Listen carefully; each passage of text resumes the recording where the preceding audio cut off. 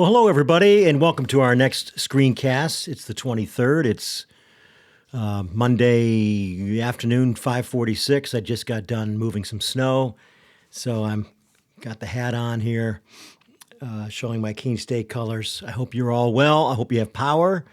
We have power here. Western part of the state, not nearly as bad.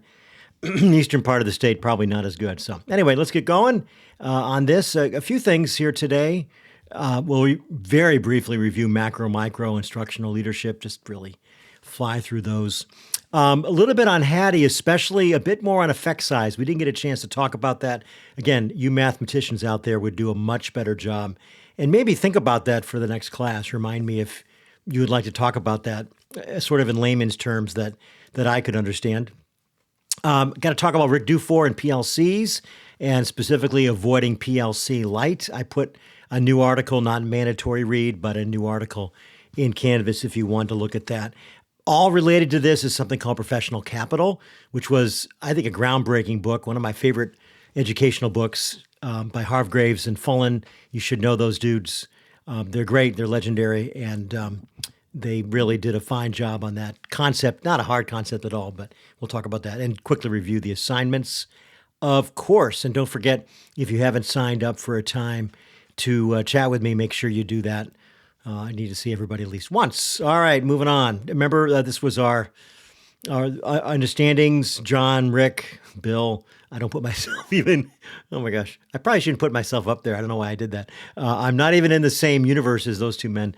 But clearly we have to be instructional leaders, balance the bureaucracy of the job. All of you know what that is in whatever job you're doing now. And of course, keeping the buses running on time is one way to talk about that. And just try to focus on learning and moving the school forward.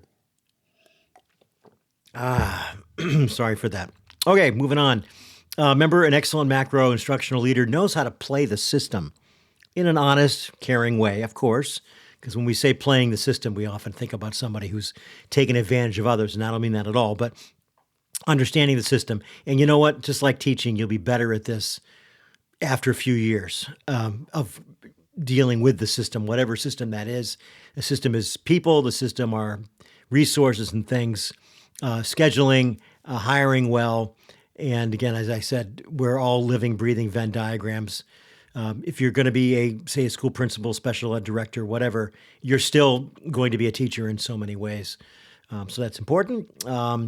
And of course, I didn't have a slide for micro, but of course, the micro is that crazy list of, 100 different little things to learn. You're not going to learn all of them now, but I hope you're going through that and just kind of figuring, where am I on this list? The list was totally off the top of my head with lots of resources, so it's not, it certainly isn't what's going to be on the principal or special ed administrator test, which, by the way, we'll talk about the test from Pearson, which you all have to pass. And that's coming up next time on March 5th. We'll talk about that a little bit. Okay, let's get into Hattie and Dufour. John Hattie, before you do much, I hope you've watched this video. And this is from John Almerode, who is just an awesome human being, a really nice guy. And he kind of breaks down the meta-analyses into a relatively brief Corwin-sponsored video. Watch that first. I think that'll help you a lot understanding things like standard deviation and effect size and that sort of stuff. Again, John, he was really the first one to adequately use meta-analysis. He didn't invent it.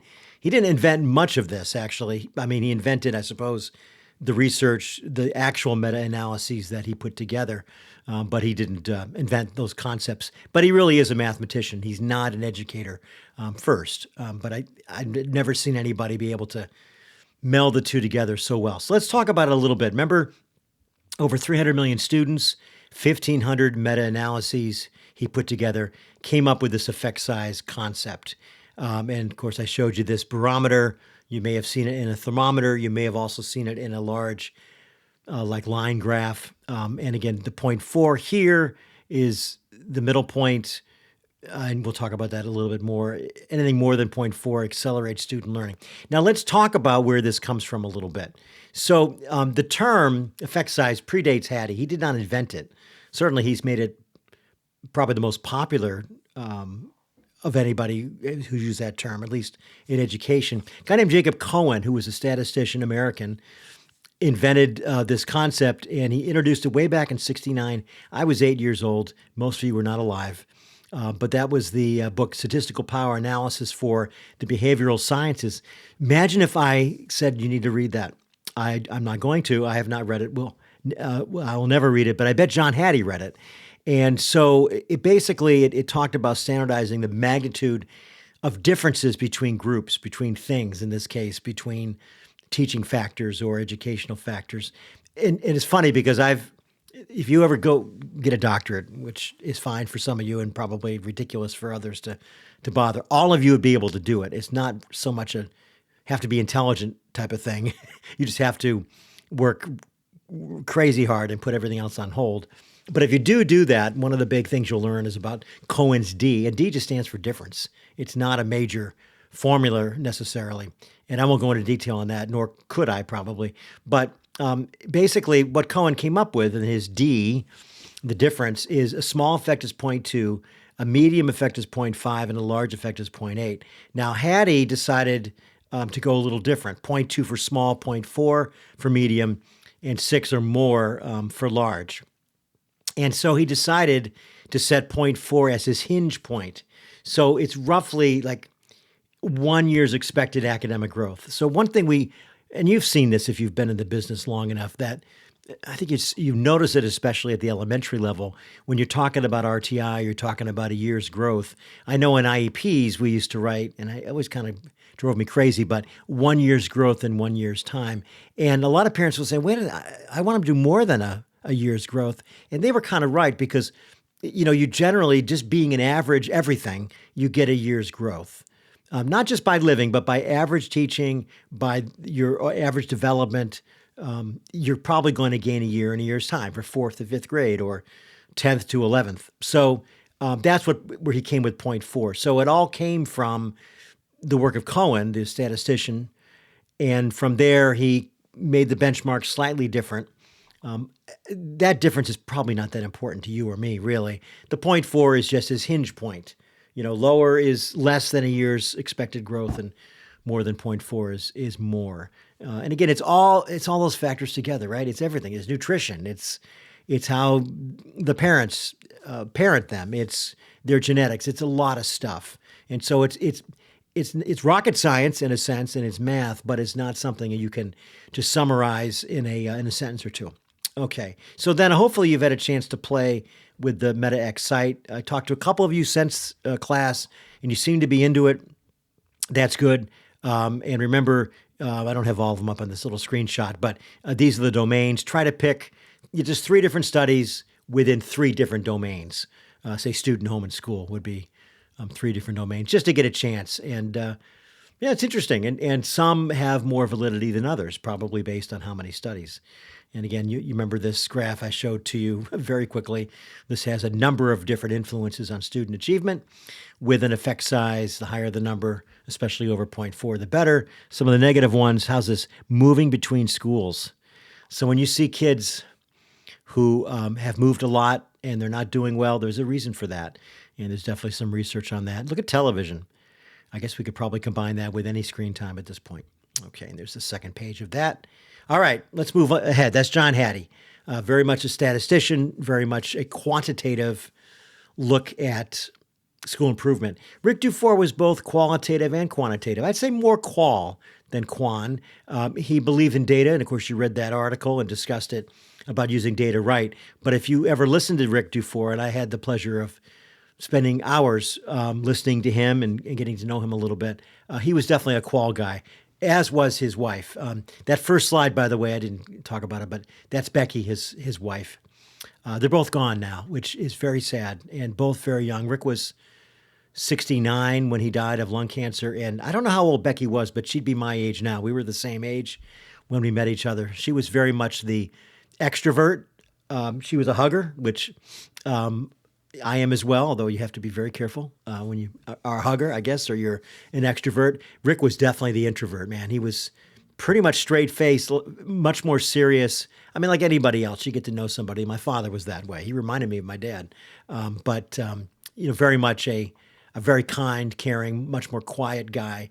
Although get a mic in front of him, and he was not quiet at all. He believed everything that he said. I believe. Okay, so the basic work of PLCs is what I'm going to show you. I'm not going to go into much detail. So first of all, you got to have a mission. Why do we exist? In Hopkinton, and if you have Steve Chamberlain for budget, you'll hear this. Our mission was above all care. That was the lens. Everything we did was, is this a caring decision on behalf of kids? It doesn't mean, we hug them all the time. It doesn't mean we let them, get every grade in, every assignment in late. It doesn't mean that we allow them to behave any way they want. But the bottom line is we need to care about our staff and about our kids. What's the vision then? That's usually a little broader. What must we become to accomplish our fundamental purpose, our values, our goals? You've seen that before. That's just very, very basic stuff. But, a lot of that really did come from the Do Force. Even if, your superintendent or principal or teacher leaders didn't know that. All right, big ideas. First of all, learning is the fundamental purpose of our school. It sounds obvious, but I think if you don't say it and don't live it, it doesn't always happen. And we're willing to examine everything we do, everything. Recess, our decisions about grades, competency-based education. Are we implementing that in a fundamental learning purpose? 2, we're committed to working together. We're collaborative. Our culture is collaborative. We don't just close our doors. When in doubt, we're collaborative. Are there some things that aren't? Yeah. I mean, you have to grade your own papers. You have to do things that are just by yourself. But basically, a PLC school is collaborative. And then we assess our effectiveness more on results than intentions. Now, that can be a little scary. It doesn't mean on standardized test scores all the time. That may be one piece. But again, the results rather than our good intentions, our individuals, our teams, our schools, they all will seek relevant data and information and use that to promote continuous improvement. It's hard sometimes because sometimes we take how we feel as being a level of success. Well, we need to change that. How we feel, if we feel good, should be based on results. And again, results are qualitative and they're quantitative. So it's not just the SAS scores you get back in June or whatever. Then we have I'll move myself over here. We have the basic 4 questions. And I would have this on our website. It kind of drove who we were and what we did. It was definitely our sort of overarching questions. What should students know and be able to do? That's the curriculum question. How will we know students have learned? That's the assessment question. How will we respond when some students do not learn? That's the RTI intervention question. And then finally, and by the way, Dufour and Company added this 4th one a little later than the early 2000s. How will we extend learning for students who have demonstrated proficiency or have already met the competencies or have mastered the standards, however you want to define it? But you know what? If you put everything in those 4 buckets, it makes things make sense for future development, for instructional leadership. And it really helps parents too. So those are the PLC questions. And then some more detail around that. So it's critical we collaborate. And some of those points, and this partly comes from Andy Hargraves and Fink back in '06. This is early days of PLCs. Strong, rewarding relationships have to be big. You've heard it's all about relationships. It really is true. And trust. If you look at the factor that rates the most important or the highest leverage for principal effectiveness, it's trust. I think it's probably true of politicians. It's true of any sort of leaders. If you don't trust somebody, you're not going to get very far. So that's very important. Are you developing in your role a culture of learning and improvement at all levels? So is there inquiry? Are you thinking about this? Are you asking questions? Are you using evidence to do that? And then obviously, you got to help the school community develop and commit to a compelling purpose that prevents dissipation. I think we talked about this Thursday. Nothing is worth anything if you can't sustain it. Sustainability has got to be one of those words that's on your lips. So remember we looked at the SWOT and the Noster models. That's all, especially Noster, is built on sustainability. We could do anything. It's like losing weight. You want to lose weight in January? No problem. You could probably lose weight in January and February. If you look at the parking lot in one of the gyms like Planet Fitness, you're going to find that it's pretty full in January and February. But funny how that dissipates as you go on through the year because there's no sustainability in losing weight goal. All right, God knows I need to be sustainable in that. Also, professional entrepreneurship, innovations. Are we looking to be innovative? Are we using project-based learning, that sort of thing? We have good norms. Are we setting norms with our kids? Do our kids set norms with teachers and each other at the beginning of a class? It's something I worked with my student teachers on, and certainly I do it in my classes. We don't talk about diversity a lot. That's like a bad word, but however you want to define diversity, there are minority members of a group. I'll give you an example. One of my classes has juniors and seniors in it. It's sort of the capstone project or class rather before they go into student teaching. It's 100%, almost 100% discussion. It's not lecture. It's not what I'm doing now. I mean, I do a little bit of direct instruction, but it's mostly collaboration and discussion among the members of the class. Well, it always happens, but after the first class, you've got 6, 7 out of 16 students that talk the most. And we find, and we talk about this as a class, you've got to learn how to back off a little bit and let other people listen or create a community. In this class, my class, I have to do this so that everybody feels welcomed to speak. All right. Again, it kind of wraps it up here in the last bullet. Our unswerving commitment to improving all students' learning and achievement. All right. Then I want to talk about PLC Lite. And this is a little sad, but this is a story that I've heard that there's a guy named Anthony Muhammad who has written some really fine books on Solution Tree. Solution Tree is the publishing arm of Rick Dufour's PLC, or PLC at Work, they call it. A lot of New Hampshire authors, by the way, in that. We'll talk about that sometime. But one of the things he said, literally when he had just days left to live, is Anthony was near him and he said, Anthony, what I'm most worried about is PLC Lite. And you need to make sure that the movement continues without too many PLC Lite schools. Simply put, in a sentence or two, PLC Lite is saying you're a PLC, but not following the tenets of that. And so this is an article you can read on your own. I'm not going to ask you to read necessarily, but it is in Canvas. These are looking at what a real PLC requires: collaborative teams, collective responsibility. So you care about the other math teacher in your department, not just yourself. That's hard. Like I would look at my third grade team and there may be one brand new teacher and everybody else is really very busy and tired at the end of the day, but they need to care about that new teacher. That's how it all works. Everybody cares about each other's professional development and movement. A viable curriculum. We're not talking about that a lot. You have another course on this. Again, that Venn diagram I talk about. But if you don't know what you're teaching, back to that first PLC question, you're not going to get very far either. So that's very big. Formative assessments, common formative assessments are really cool. And common summative assessments as well, to be honest. And then a system of interventions. The PLC movement has also led to a lot of books and instruction and workshops on RTI. So those of you who are involved 100% in special ed, and frankly, all of us need to be involved with special ed. Solution Tree, and I'm not selling any of their books, but they do a nice job with RTI as well. Okay. As far as common formative assessments, teacher-owned, tied to classroom instruction, and they need to be varied based on what you're doing. Hopefully lead to conversations about intervention. And uninformative assessments just get checked off. No change in practice follows. So just doing the same thing you've always done because you've done it, fist to five or a journal. If you're doing a journal, why are you doing it? I go back to understanding by design and the last two words of that, by design. Are we teaching? Are we leading because there's a reason, or is it because we've always done it? And that's just a nice theme for any educator, I believe.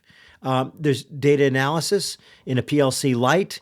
Teachers look at data only to sort students into groups, and then they move on. Now, that's important, right?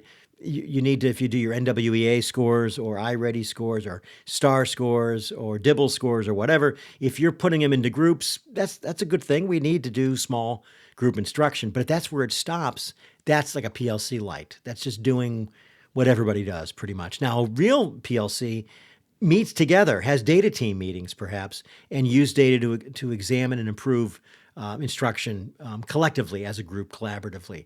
And again, qualitative and quantitative. Don't just rely on the numbers. There's usually a lot of, just like our class, a lot of wisdom in that room, whatever room you're using. And by the way, I'm not a big fan of data walls or data boards. That was a big thing for years, where you'd have a room and you'd have on the wall, you'd have kids' scores and their data, and you'd be able to move them around. I just think that's a dangerous thing because kids could see it. We never want to embarrass kids for any reason, frankly. So it's a key shift from teach, test, hope for the best. You've probably heard that saying before, to genuine collective inquiry. When it comes to rewards, I'm not a big fan of, because I've never seen it work well, of merit pay.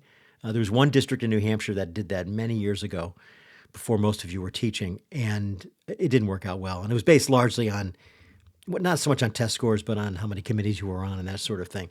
But you know what? If your school does amazingly well on a SAS or some other measure that you have, why not do a full school celebration and get PTA involved and get the richest person in town to give $1,000 to have a great dinner or whatever it is.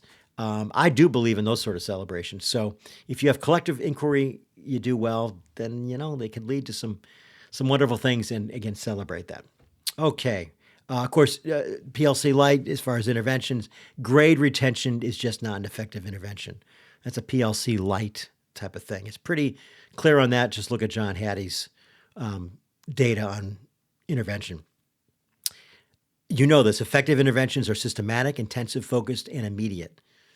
Those are great words to describe what a good intervention is. And small group instruction is not just repeating the same unsuccessful teaching. I've done that for RTI before, just a little more of the same, or a little louder or a little longer.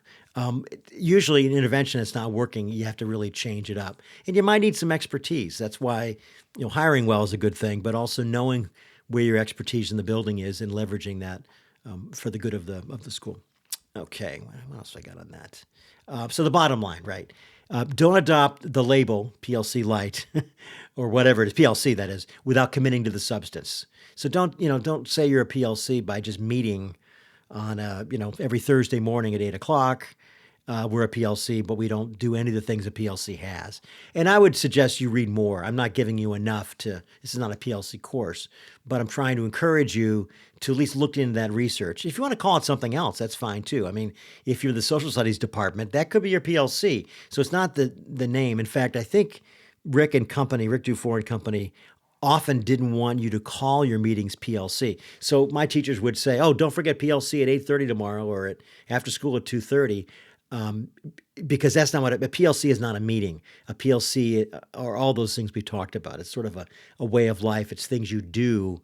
The PLC is just a meeting. So really, after a while, I think I started calling it a team meeting and not a PLC meeting, but it was hard. The PLC term stuck. So what you do is part of a PLC. But if you want more information, I could do a workshop for your school. I could do one just for you. No charge, because I think it's important to understand that. PLC light doesn't help students or the system. And when it's implemented deeply over time, it really does produce dramatic improvement of learning. And you just feel better about what you're doing because you're doing it collaboratively. Okay, very much related to this is Andy Hargrave's and Michael Fullen's book. It's actually just one book, and it's not a hard book to read at all. It's called Professional Capital. And three big arguments. One is teaching quality is the most important factor in student learning. It just is. Maybe that's obvious, but it's not leadership. Leadership can bring this about, but it really is teaching quality, teacher quality. So the solution, in Andy and Michael's point of view, is treating teachers as professionals with capital worth investing in. So that human resource, and you could say this is the same thing for school leaders. I mean, they're teachers as well. At least I've always thought of it that way. But basically, if you treat them as professionals and not as purveyors of a program or readers of a script, they're not technicians to be managed or monitored. And so these are the two guys. Michael Fullen, one of the most well-known experts on leadership, school leadership, and leadership in general. Mike, I think he's like 86 or something. And then Andy Hargraves. Michael is from Canada. They're both from Canada, actually. And Andy Hargraves is a little bit younger, spent a lot of time at Boston College. I think he's mostly in one of the major provinces of Canada, Ontario, maybe. I should have known this, but I didn't look it up. But these two guys are just good guys, and they're smart, and they're kind, and they wrote a great book. So, and other books as well, especially Fullen. He's written a lot of great books. So, human capital. Let's talk about different types of capital. Was that my slide before? Yes. See? 3 forms of professional capital. The first one is human capital. It's basically the talent, the knowledge, the skill of individual teachers. Okay? It's what we mainly hire for. But we have to be careful because it alone, it could create sort of that star teacher model. You know, like, oh, well, everybody wants so-and-so as their teacher because she or he's a star. But that's not scalable across the whole system. Remember, if you want to be a leader, your focus is bigger than just your own classroom. Now, you may just want to be the leader in your classroom, but probably you're going to be the leader of your grade level or leader of your department. So human capital is important, but it's just one piece of the capital story. Then there's social capital. This is sort of the quality of the collaboration among teachers. You can see it in a building. And this is what's interesting and this is research that Hargraves and Fullen came up with, that a teacher's social capital is a stronger predictor of academic success from a student or a school than individual skill alone. And this was one of my favorite parts of this book. A great teacher in a weak culture underperforms. A good teacher in a strong culture overperforms. And to put another finer point on this, the research they found, if you took an average teacher, and I hate even using that word, right? What makes a teacher average? But whatever factors you want to put into it, their training, their talent, their creativity, whatever you want to say, okay? You put an average teacher in a far above average social capital environment. In other words, where people are working together, where people care about each other, where you've got a PLC structure that's moving and hot. You put that average teacher in, they're going to way overperform, and they're not going to be average anymore. They're going to learn from their peers. They're going to move up. As we say in the sports world, they're going to be coached up. And that's what happens. Not necessarily by the principal. They're going to be coached up by their team, by their colleagues, with support from building or district leadership. On the other hand, you take that star teacher we were talking about, and you put them in an environment with low social capital, they're going to totally underperform. And I've seen really, really good teachers get in, I hate to say with the wrong group, but get in with people who are downers, Debbie Downers or Donald Downers, and they underperform. And it's not just attitude about other people or being mean or anything. It may just be a lethargic attitude or like, this is not worth it anymore. This is no fun.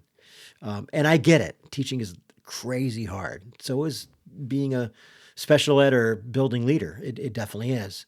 But the most important thing you can remember from this book, Professional Capital, is that third bullet. A great teacher in a weak culture underperforms. A good teacher in a strong culture overperforms. I've seen it. It was great to read it, though, because then I really believed it. All right. Then there's decisional capital. This is sort of the professional judgment. Very few new teachers have this, okay? It's through experience, reflection, collaboration. I see it every other week with you guys. There's enormous decisional capital on the screen. There just is, or in small groups, because you have experience, most of you, and that's great. It's wisdom to make sound decisions in unpredictable or complex situations. And it really separates a true professional from a technical job. And I'm not putting down by technical job what I mean by that, repetitive sort of jobs. You know what? There are times I wouldn't mind working in a factory and putting together things. Not that there's that many jobs left like that anymore, because it doesn't take a lot of brain power. You might get very good fine motor, and it's very important, those sort of jobs. But I wouldn't call it a profession per se. because you're not using your professional judgment. Teaching is an ultimate profession. It has a lot of flexibility. One thing it makes it not professional at times is the pay, I suppose. But otherwise, it really is a professional job. So that you put those three together, you get professional capital pretty much. Now, the business capital critique is that many reforms, they do treat schools like corporations. Technology has done that.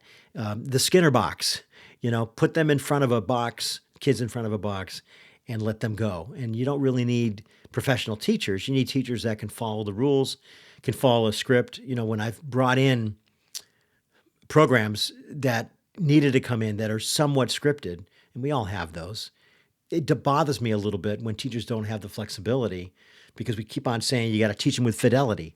Well, maybe, but the problem with fidelity, and it depends how you define it, is you don't want teachers to be robots in following a script. And what Hargraves and Fullen found through their research is the business capital tendency that some school boards and maybe some superintendents want really doesn't end up with higher academic achievement. Maybe short term, but not long term at all. It deprofessionalizes teaching. It drives out talented people, because one thing we know is that you want to be happy. There's studies on happiness, and one of the greatest factors in happiness is the ability to be creative. We all have to be creative, whether it's in the arts, whether it's intellectually creative. But I think we all need to have some sort of jobs. It could be volunteer jobs. It could be running a house. It could be being a mom or a dad full time. But you've got to have the flexibility to be creative. Otherwise, that happiness feeling, it just isn't going to come to most people for that reason. All right. And you can read the rest here. I think I'm seeing I'm at 31 minutes here. So to wrap this up, basically, teaching is often treated as a semi-profession by some. Easy to enter, low trust, high surveillance. Hargraves and Fullen argue it should be elevated to being like in medicine or law. And you know what? In some areas of the world, like New Zealand, Australia, teaching is like, well, I want to be a doctor, lawyer, or teacher. You're not going to see that name so much in that sentence, the teacher name, in America quite as much. Although, I don't know, I see great respect for teachers among people I talk to, but then again, I hang around with educators. But in order for this to happen, you got to have rigorous participation and preparation, ongoing development, good PD, some accountability. Okay, we have to be accountable to each other and to the district and to the school, and some real autonomy. None of us are autonomous completely, but I think teachers need to have a level of autonomy. And sometimes if you're taking over a new school, say some of you will be principals, maybe you don't give that a full autonomy right away, but you grow toward that and you move toward that. Leadership, well, we got to build conditions so this professional capital can flourish. You got to protect collaboration time, not only protect it, but create it perhaps. We've got to model learning ourselves. Whenever you're a school leader, guys, ladies, go to every workshop you can. Don't use that time to hang in your office and write evaluations or do paperwork or check emails. You can't do it. You got to be getting their hands dirty. You've got to take the chances and the risks that they're taking for sure.